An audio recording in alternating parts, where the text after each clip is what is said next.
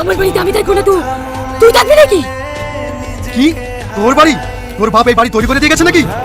এই বইরো, মুখ সামনে কথা বল। এটা আমার বাড়ি নাকি, কিন্তু এটা আমার স্বামীর বাড়ি।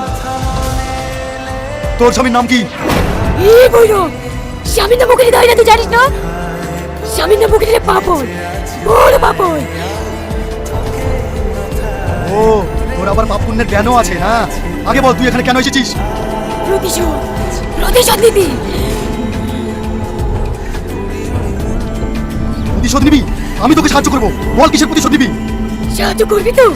হ্যাঁ হ্যাঁ, সত্যি যদি তোর প্রতি অন্যায় হয় তাহলে আমি সাহায্য করবো। তাহলে শুন।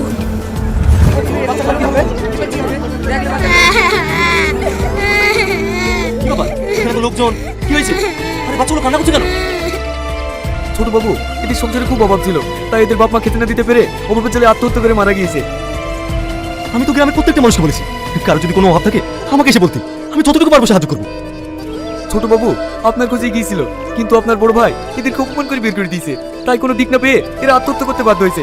এবার আপনি বলুন এই বাচ্চাগুলোর এখন কি হবে? কিচ্ছু হবে না, এদেরকে আমি মানুষ করবো। চলো বাবু।